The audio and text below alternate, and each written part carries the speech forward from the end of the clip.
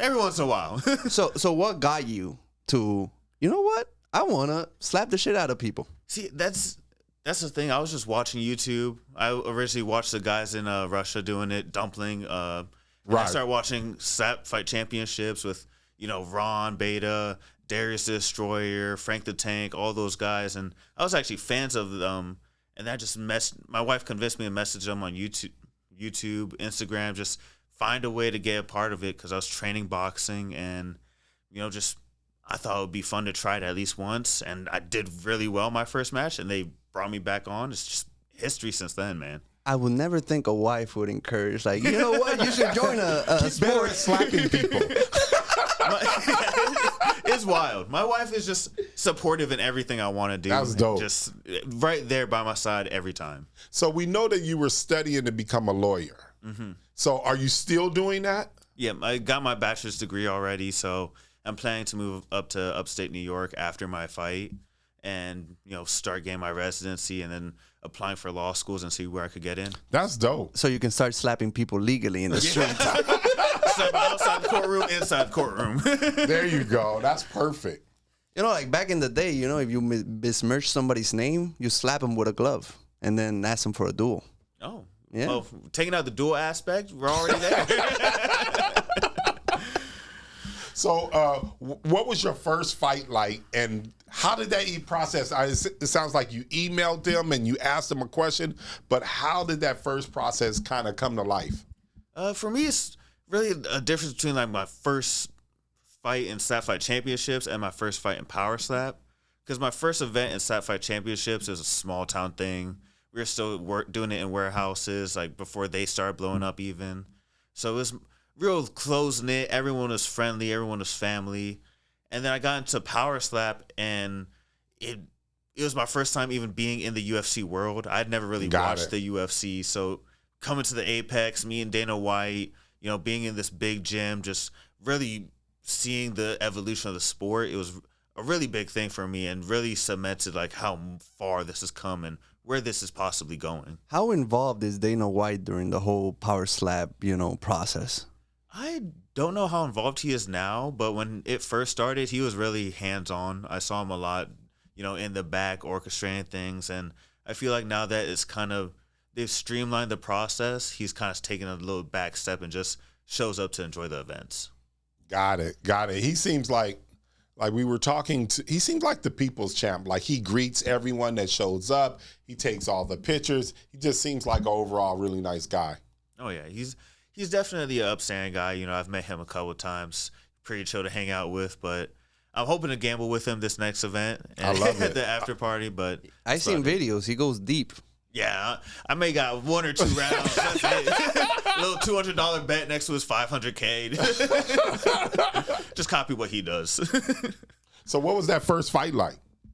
It was wild. In my opinion, it was because I had been in fights before. I'd been in boxing matches. I'd been street fighting my whole life, but just standing there and taking that first hit was like, damn, that sucked.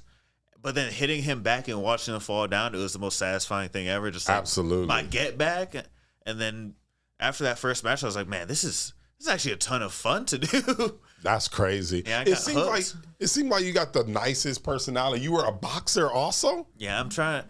That's the one thing that kind of sucks is since I've won my belts, I'm not allowed to go box or do MMA, try out other pro fighting.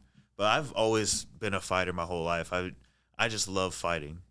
That's dope. I wouldn't even guess that because, like I said, when I see you at the face-off, you're always just so nice and you're always respectful and so kind to the other person, even if they're being an asshole. You're just like, yeah, well, I'll just see you at the fight. Well, when you're big, you can be nice. You can have that confidence. Yeah, exactly. Be nice. Yeah, because you don't have to prove anything. If you're smaller, then you have to, But I would be trying to scare the people, like you don't want this problem. Just a little bit. You don't want this in your life. And for me, I enjoy fighting, but it's not anything aggressive. It's not like I'm just trying to prove something out there. Fighting is fun for me. It's how I release pent up stress and stuff like that, and I just have fun with it. What was your job prior to Power Slap and you becoming the champ? I've had a couple jobs since I started. I left my parents' house around 20 while I was still in school, and I was working in HVAC, became a mover. This started, so I was like, let me just keep up the physical activity for a little while, just keep building that strength because I was putting on muscle at my company. Got it. And then I started moving logs at a tree business I was working at.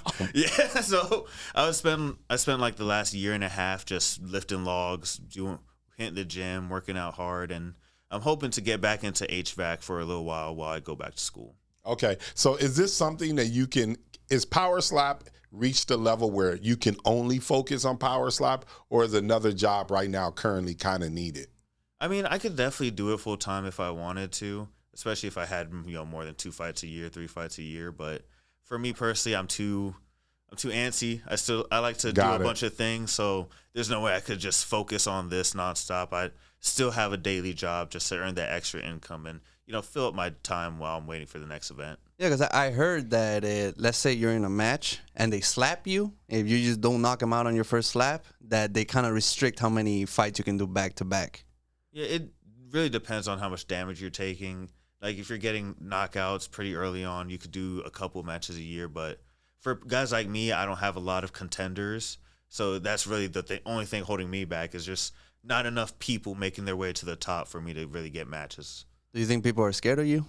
I don't know about scared, but they definitely get concerned when they. They're definitely scared. There's a little twinge of fear in their eye, but I feel like it's more just opportunity for a lot of these guys. You're about 260, right? Yeah, 265. Yeah, nobody's signing up for that. Yeah, they ain't signing up. Just stand there and let somebody 265 hit you in the face. Nah, that's crazy. How was that the experience of getting that first slap, like getting slapped the first time? It was. I mean, I've definitely been hit in the head before, honestly pretty often, just boxing and stuff like that. So it wasn't anything new on that aspect, but standing there and just taking it, you didn't realize the mental fortitude it takes to just stand there and receive a slap to the face. Have you ever received a flinch penalty? I think once against Ron. That penalty sucks. Yeah, it really does. They suck. get 2 hits. Is crazy. Excessive. Now we just heard if they do the stepping, is that just considered a foul? Yeah, that's just a foul. And if you get 2 fouls, you're automatically disqualified, right? In normal matches, it's 2 fouls. In championship matches, it's 3. Oh, okay. Oh, okay. Yeah, a little extra leeway. So what would you say is the difference between getting punched with boxing and then getting slapped barehanded? I feel like getting slapped barehanded, there's ways that you could receive a hit as if you were in boxing that mitigates the damage a bit more. Boxing, I ain't gonna lie, felt more like concussive power than a slap, because especially when I had a clean shaven face, it just kind of rolls off your face, swells up a bit, but overall less damage in my opinion. Okay, so we were talking to Babyface, and he's known for having a clean shaving, and he thinks that maybe having a beard is more of an advantage than being clean face. You're saying having a clean face, it's like Vaseline, kind of like. Yeah, it kind of just helps it just slide off. You get hit, but then it just slides off your face. That's my opinion, at least, because I know a lot of dudes get the thick beards, but that just helps absorb the impact of more than anything. Oh, okay. And it probably hides a little bit of the damage, too. Oh, yeah. And sometimes it could be a disadvantage because it hides their chin. So it could be a clubbing penalty, but the refs won't call it because they say, oh, you knew you had a big beard. It's your fault for having the beard hiding your chin. So we thought, and since it is a new sport, I'm not, proficient as far as the rules go. Yeah. So I thought clubbing was up here. Clubbing is it could be down here too. Yeah. Oh, I it could be in the neck, forehead. Okay. Yeah. If you go here, even for sure. to the ear, yeah. Yeah. Okay. And then right now, we remember when we were coming up, we were talking about your current record. You're 5-0. Yes, sir. You're 5-0, haven't lost. You've been a champ for the last 2 years. Do you think your opponent that you're currently about to fight, do you think he's a formidable opponent, or do you got this? I feel like he can be, but it really depends on how he takes his slap. First round, he lost a coin toss, and that's usually not a good thing going against me. Especially if you don't have a proven chin. Like someone like Dorian, we know he's going to go 5 rounds. Right. But Wes, he hasn't had a match against anyone like me or anyone that really has a chin and delivers the same damage that I do. Right. Are you gonna predict a knockout? I've been saying round 1 since forever now. I don't know how many more times I can say round 1. Good for you. I love it. And I noticed that you kind of tower over him. What's his height? I don't know, but it's It looks definitely like about 5'8", 5'9". I bet on the broadcast it's going to say like 6'3", 6'4". That's going to be not true. And there ain't no way. That's not going to be true. I remember I think it was Ryan Phillips, and it said he was taller than me, like stat-wise. Got it. And then you see us standing next to each other, and it's like, we're obviously not the same height. There's no way in hell. I am 6'2". There ain't no way you're taller than me right now.